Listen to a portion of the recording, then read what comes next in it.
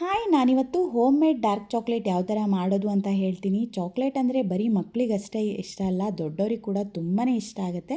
ಅದರಲ್ಲೂ ಈ dark chocolate ಅಂತೂ ತುಂಬಾ ಒಳ್ಳೆಯದು, ಹಾಗೆ ಬ್ರೈನ್ ಡೆವಲಪ್ಮೆಂಟ್ಗೂ ಒಳ್ಳೆಯದು, ತುಂಬಾ ಹೆಲ್ತ್ ಬೆನಿಫಿಟ್ಸ್ ಇದೆ. ಅದಕ್ಕೋಸ್ಕರ ನಾನಿವತ್ತು ಹೆಲ್ತಿಯಾಗಿ ಮನೆಯಲ್ಲೇ ಯಾವ ಥರ ಡಾರ್ಕ್ ಚಾಕ್ಲೇಟನ್ನು ಮಾಡಿಕೊಡೋದು ಅಂತ ಹೇಳ್ತೀನಿ. ಅದಕ್ಕೂ ಮುಂಚೆ ನಿಮಗೆ ಏನಾದರೂ ಈ ವಿಡಿಯೋ ಇಷ್ಟ ಆದರೆ ಪ್ಲೀಸ್ ಚಾನಲ್ನ ಸಬ್ಸ್ಕ್ರೈಬ್ ಮಾಡ್ಕೊಳ್ಳಿ, ಹಾಗೆ ಪಕ್ಕದಲ್ಲಿ ಕಾಣೋ ಬೆಲ್ ಐಕಾನ್ ಕೂಡ ಪ್ರೆಸ್ ಮಾಡಿ. ಹೊಸ ವೀಡಿಯೋ ಹಾಕಿದಾಗ ನೋಟಿಫಿಕೇಷನ್ ಬರುತ್ತೆ. ತಡ ಮಾಡದೆ ವಿಡಿಯೋನ ಶುರು ಮಾಡೋಣ. ಮೊದಲಿಗೆ ನಾನಿಲ್ಲಿ cocoa powder, dark cocoa powder ತೊಗೊಂಡಿದ್ದೀನಿ, ಇಲ್ಲ ನಾರ್ಮಲ್ ಕೋಕೋ ಪೌಡರ್ ಆದರೂ ಆಗುತ್ತೆ. ಹಾಗೆ ಕೋಕೋನಟ್ ಆಯಿಲ್, ಹಾಗೆ ಹನಿ, ಈ 3 ಇಂಗ್ರೀಡಿಯೆಂಟ್ಸು ನಿಮ್ಮ ಮನೇಲಿತ್ತು ಅಂದರೆ ಇವತ್ತೇ ಈ ರೆಸಿಪಿನ ನೀವು ಮರೀದೆ ಟ್ರೈ ಮಾಡಿ. ತುಂಬಾ ಚೆನ್ನಾಗಿತ್ತು, ಹಾಗೆ ಹೆಲ್ತಿಗೆ ಕೂಡ ತುಂಬಾ ಒಳ್ಳೆಯದು. ಮೊದಲಿಗೆ ನಾನಿಲ್ಲಿ ಇದನ್ನು ನೀರನ್ನು ಸ್ವಲ್ಪ ಕುದಿಲಿಕ್ಕೆ ಇಟ್ಟಿದ್ದೀನಿ. ನೀರಿವಾಗ ಏನು ಕುದಿ ಬರ್ತಾ ಇದ್ದಂಗೆ ಫ್ಲೇಮ್ ಏನಿದೆ ಅದನ್ನು ಸಣ್ಣ ಮೀಡಿಯಮ್ಗಿಂತನೂ ಸಣ್ಣ ಉರಿನಲ್ಲೇ ಇಟ್ಟು ಅದರ ಮೇಲ್ಗಡೆ ಈ ಥರ ಒಂದು ಹೀಟ್ ಪ್ರೂಫ್ ಗ್ಲಾಸ್ ಬೌಲ್, ಇಲ್ಲ ನಾರ್ಮಲ್ ಸ್ಟೀಲ್ ಬೌಲ್ ಆದರೂ ಆಗುತ್ತೆ, ಅದನ್ನು ಇಟ್ಬಿಟ್ಟು ಅದಕ್ಕೆ ನಾನಿಲ್ಲಿ ಅರ್ಧ ಬೌಲ್ ಆಗುವಷ್ಟು ತೆಂಗಿನ ಎಣ್ಣೆನ ಹಾಕ್ಕೊಳ್ತಾ ಇದ್ದೀನಿ.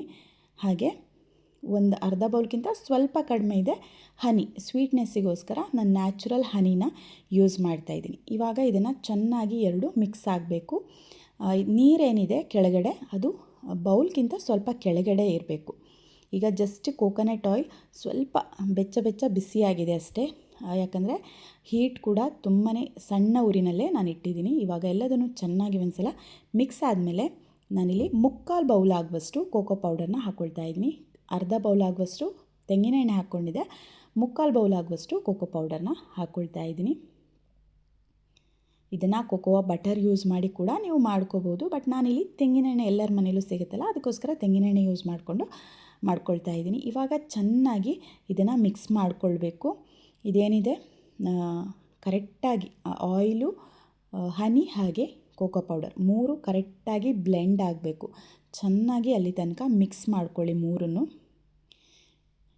ಈ ಥರ ಮಿಕ್ಸ್ ಕೈ ಆಡಿಸ್ಕೊಳ್ತಾ ಇರಿ.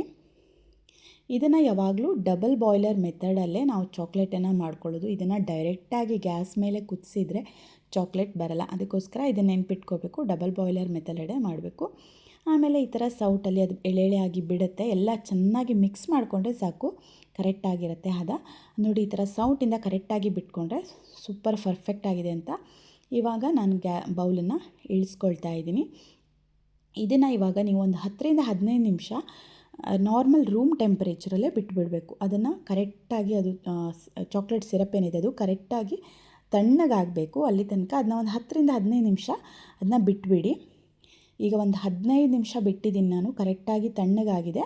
ಅದನ್ನು ಈ ಥರ ಚಾಕ್ಲೇಟ್ ಮೌಲ್ಡ್ ಏನಿದೆ ಅದ್ರ ಮೇಲೆ ಹಾಕ್ಕೊಳ್ತಾ ಇದ್ದೀನಿ. ನೀವು ಬೇರೆ ಬೇರೆ ಶೇಪ್ಸಿ ಚಾಕ್ಲೇಟ್ ಮೌಲ್ಡ್ ಇದ್ದರೆ ಅದ್ರ ಮೇಲೆ ಕೂಡ ಹಾಕ್ಕೊಳ್ಬೋದು.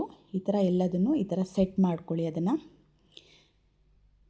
ಆ ಥರ ಸೆಟ್ ಮಾಡಿ ಅದನ್ನು ಒಂದು ಈ ಥರ 3 ಸಲ ಅದನ್ನ ಟ್ಯಾಪ್ ಮಾಡಿ, ಯಾಕಂದರೆ ಮಧ್ಯ ಏರ್ ಬಬಲ್ಸ್ ಏನಾದರೂ ಇದ್ದರೆ ಅದೆಲ್ಲ ಕರೆಕ್ಟಾಗಿ ಸೆಟ್ಟಾಗಿ ಚಾಕ್ಲೇಟ್ ಕರೆಕ್ಟಾಗಿ ಕೂತ್ಕೊಳ್ಳುತ್ತೆ. ಅದಕ್ಕೋಸ್ಕರ ಅದನ್ನು ನಾನಿವಾಗ 1 ಅವರು ಫ್ರೀಝರಲ್ಲಿ ಇಡ್ತಾಯಿದ್ದೀನಿ. ಈಗ 1 ಅವರ್ ಆದಮೇಲೆ ತೆಗಿತಾ ಇದ್ದೀನಿ. ನೋಡಿ, ಕರೆಕ್ಟಾಗಿ ಚಾಕ್ಲೇಟ್ ರೆಡಿಯಾಗಿದೆ.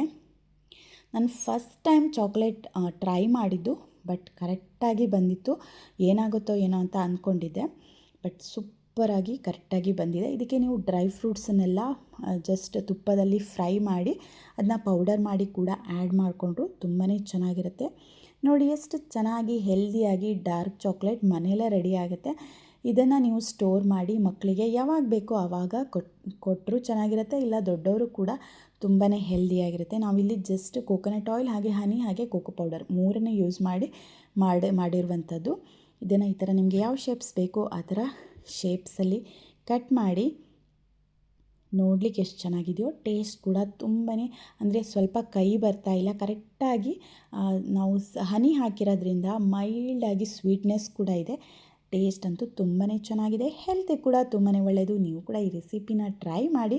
ಇದನ್ನು ಒಂದು ಈ ಥರ ಏರ್ ಟೈಟ್ ಬಾಟಲಿಗೆ ಹಾಕಿ ಸ್ಟೋರ್ ಮಾಡಿ ನೀವು ತುಂಬ ಸೆಕೆ ಇದ್ದರೆ ಫ್ರಿಜ್ಜಲ್ಲಿ ಇಡಬೇಕು, ಇಲ್ಲಾಂದರೆ ಹೊರಗಡೆನೇ ಇಟ್ಕೋಬೋದು ಏರ್ ಟೈಟ್ ಬಾಟಲಿಗೆ ಹಾಕಿ. ಇಲ್ಲ ಚಾಕ್ಲೇಟ್ ರ್ಯಾಪರಲ್ಲಿ ಹಾಕಿ ರ್ಯಾಪ್ ಮಾಡಿ ಕೂಡ ನೀವು ಒಂದು ಏರ್ ಟೈಟ್ ಬಾಟಲಿಗೆ ಹಾಕಿ ಹೊರಗಡೆ ಇಟ್ಟರೆ ಒಂದು 15 ದಿವಸ 1 ತಿಂಗಳು ಏನು ಕೂಡ ಆಗೋಲ್ಲ, ಒಂದು ಚೂರು ಸಹ ಮೆಲ್ಟ್ ಆಗೋಲ್ಲ. ಇಲ್ಲ ಈ ಥರ ಇದನ್ನು ಹಾಕಿ ಫ್ರಿಜ್ಜಲ್ಲಿ ಕೂಡ ಇಡ್ಬೋದು. ನೀವು ಕೂಡ ಈ ರೆಸಿಪಿನ ಟ್ರೈ ಮಾಡಿ. Thanks for